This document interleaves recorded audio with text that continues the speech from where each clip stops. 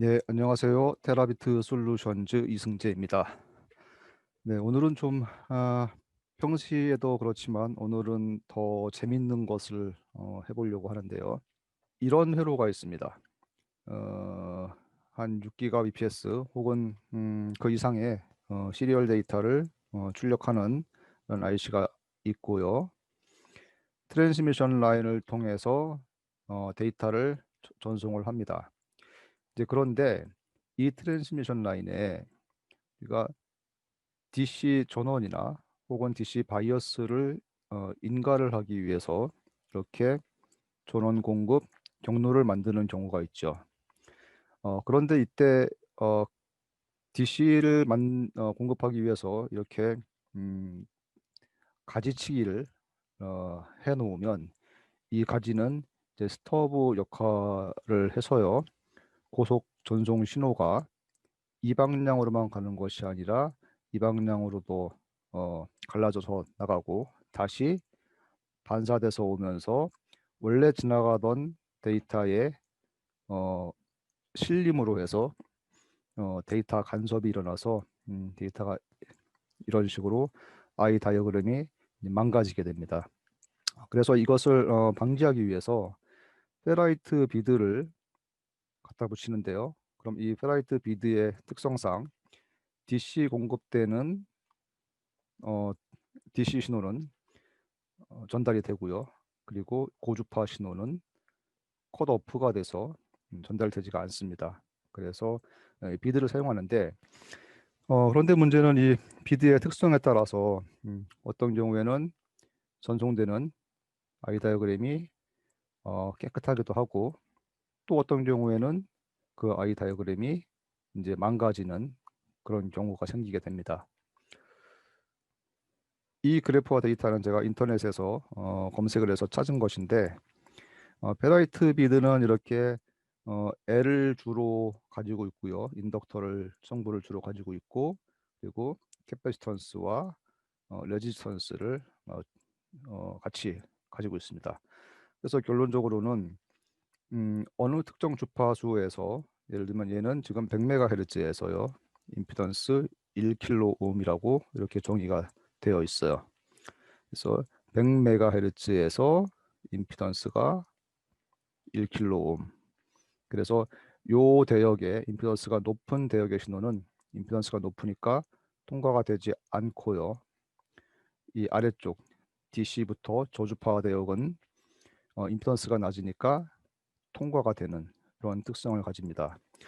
그런데 앞에서의 목적으로 사용하기 위한 페라이트 비드는 고속 신호용이기 때문에 저 고주파 영역에서 특성을 알아야 돼요.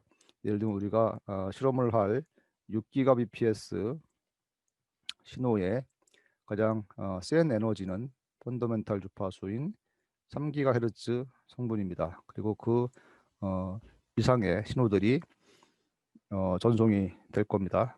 이제 하모닉을 포함하겠죠. 그러면 이 대역의 특성을 알아야 되는데 이 대역의 신호가 통과가 되지 않아야 되겠죠. 예, 그런데 데이터 시트상에서 그 특성을 확인하기가 매우 어렵습니다. 제가 운 좋게 어떤 음, 페라이트 비드 제조사에서 다운받은 그런 S 파라메타인데요. 3GHz까지 있어요. 예, 그래서 3GHz까지의 특성은 우리가 유출을 해볼 수가 있는데 그 이상의 고조파 성분들의 통과 특성은 알 수가 없다는 것이고 또 운 좋게 이 데이터를 얻었습니다만은 잘 없습니다. 이런 3GHz 혹은 기가헤르츠 단위의 데이터가 잘 없고 뭐 100MHz에서의 뭐 스펙 이 정도로만 보통 제시가 되어 있어요. 네, 그래서 없으면 어, 만들어야죠. 그래서 오늘 실험은 네트워크 아날라이저를 이용을 해서 페라이트 비드의 S 파라메타를 직접 측정을 할 겁니다. 측정을 해서 그 페라이트 비드의 특성을 우리가 EM 시뮬레이션 소프트웨어에서 어, 꾸민 다른 회로 안에 이제 집어넣어서 함께 시뮬레이션을 해서 I 다이어그램과 S 파라메타를 평가를 해보겠습니다. 그래서 왜 어떤 비드는 신호 전송에 영향을 주지 않고 어떤 비드는 영향을 주는지 그 이유도 한번 알아보도록 하겠습니다. 네, 측정 셋업은 투포트로 하면 되겠죠. S2P 통과 혹은 반사 특성을 얻게 되니까. 그래서 페라이트 비드를 제가 가지고 있는 그냥 테스트 보드에 이 중간을 끊어서 직렬로 연결을 했습니다. 그리고 네트워크 애널라이즈의 투포트를 이용해서 통과 신호와 반사 신호의 특성, 즉 S21과 S11, 네, 요 특성을 가지고 있는 S 파라미터 측정을 할 것이고, 저는 40GHz까지 매우 고주파 측정을 했는데 실제 사용은 우리가 3GHz부터 그 고주파 성분들의 특성이 중요하기 때문에 한 20GHz 정도까지만 데이터는 잘라서 분석을 해 볼 것입니다. 그리고 이제 중요한 것이 이렇게 측정을 해서 S 파라미터를 얻을 때 이 좌우측에 트레이스와 커넥터 부분을 남겨놓으면 이거 자체가 길이가 되기 때문에 안 되죠. 그래서 요 원하는 비트의 좌우측에 이 부분들은 디임베딩이라고 해서 어, 날려버리는 데이터를 빼고 오로지 요 페라이트 비트만의 S 파라메타 그리고 길이상으로 혹은 신호가 지나가는 시간도 요 짧은 시간만을 우리가 가지고 있어야 됩니다. 그래서 요것만을 데이터를 측정을 한 것이고요. 예, 신비어 EM 시뮬레이션 소프트웨어이고요. 제가 솔루션이라고 하는 그 이제 과제를 이렇게 만듭니다. 만들어서 시뮬레이션과 그래프 이런 것들을 이제 그리게 되는데 제가 오늘 만든 것은 우선 요런 그 T자 구조에 그 패드가 실제 있고 그 페라이트 비드가 이제 붙을 그런 부분이죠. 그래서 페라이트 비드가 여기에 이제 직렬로 인덕턴스, 뭐 캐파시턴스, 뭐 레지스턴스 성분을 다 가지고 있다고 했죠. 예, 직렬로 붙는 그 위치가 여기고요.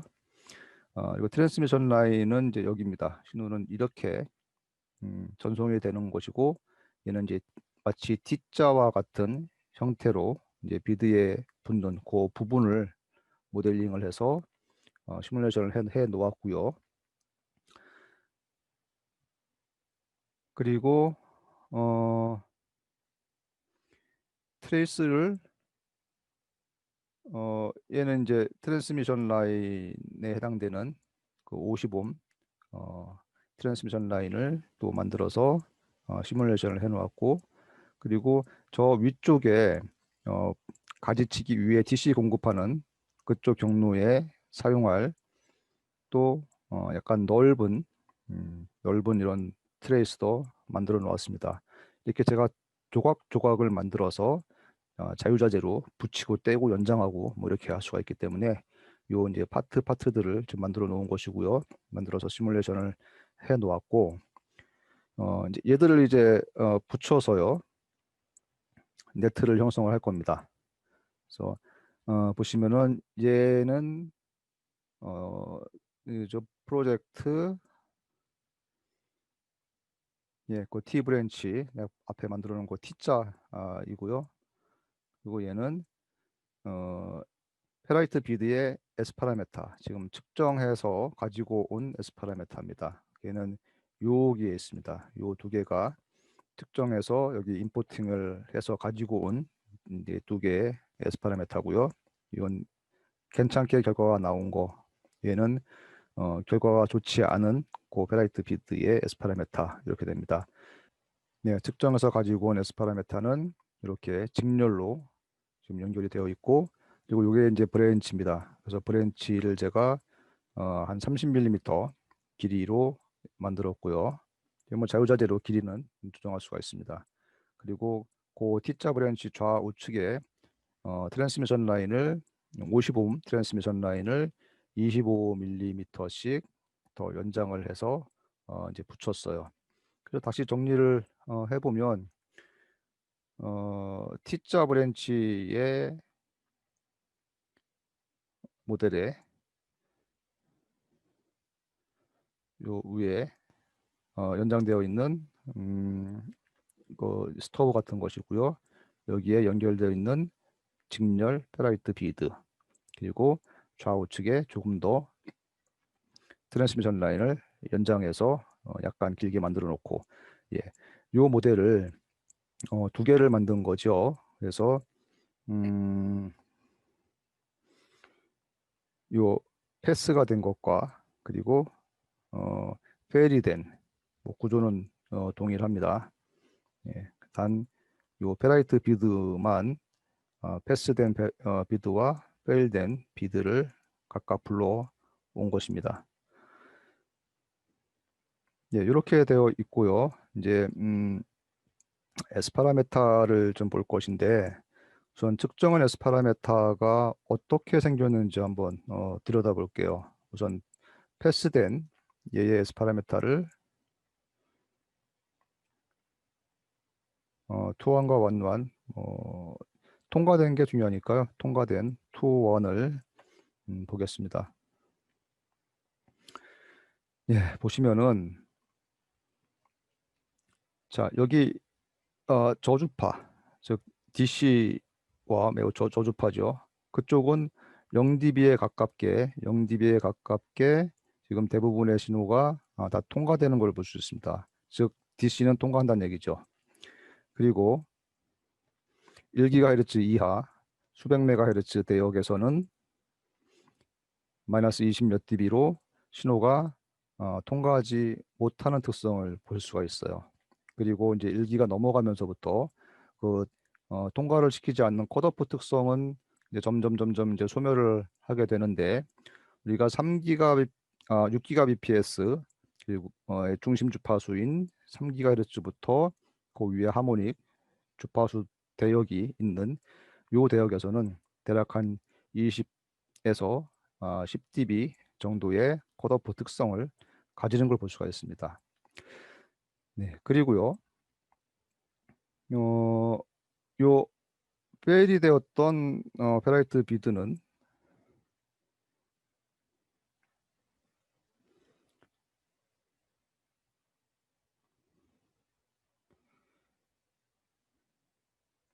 색깔을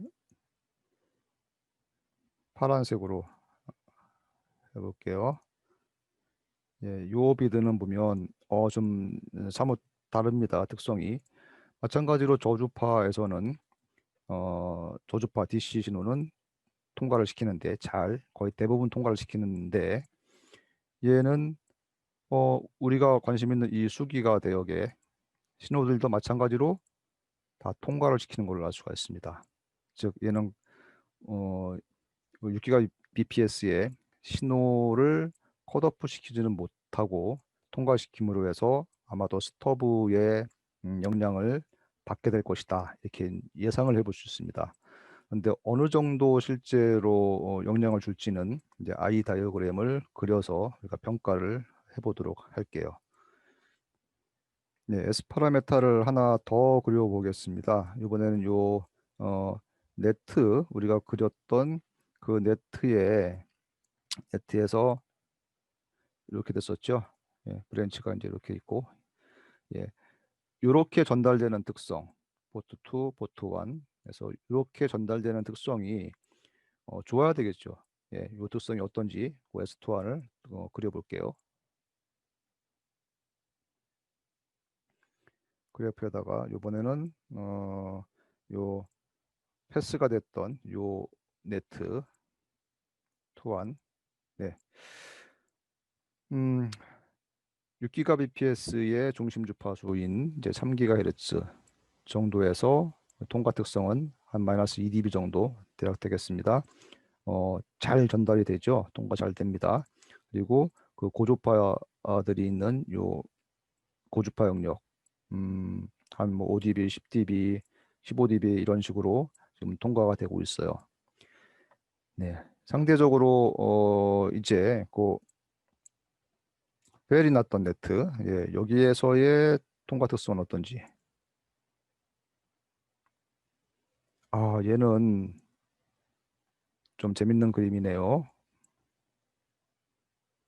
예, 보시겠습니다. US 파라미터의 특징은 일단 저주파에서도 어, 약간의 감쇄가 더 있죠. 그리고 가장 큰 특징은 이런 밑으로 푹푹 꺼지는 이런 공진 지점들입니다. 그래서 이런 공진 현상은 전형적인 스토브가 존재할 때의 공진 특성이에요. 그래서 이 S 파라미터를 봐도 저 스토브가 존재를 하는구나. 예, 페라이트 비드가 제대로 컷오프를 못 시켜주는구나. 이렇게 예상을 해볼 수 있습니다. 그래서 얘들이 어떤 결과를 실제로 가져오게 될지 이제 I 다이어그램을 봐볼게요.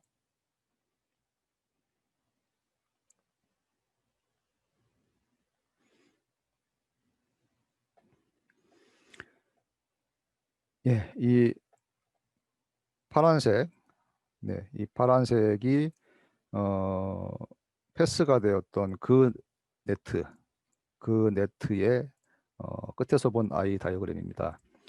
6GBps고요. 깨끗합니다. 그래서 이 스토브를 컷오프를 제대로 시켜준 이제 그런 경우이고요. 이 빨간색은 페라이트 비드가 제 역할을 하지 못하는 경우입니다. 그래서 스토브의 영향으로 I 다이어그램이 많이 망가져 있는, 예, 그래서 데이터 전송에 실패를 하게 되는 그런 케이스를 보셨습니다. 네, 오늘은 여기까지 말씀드리고 마치겠습니다. 감사합니다.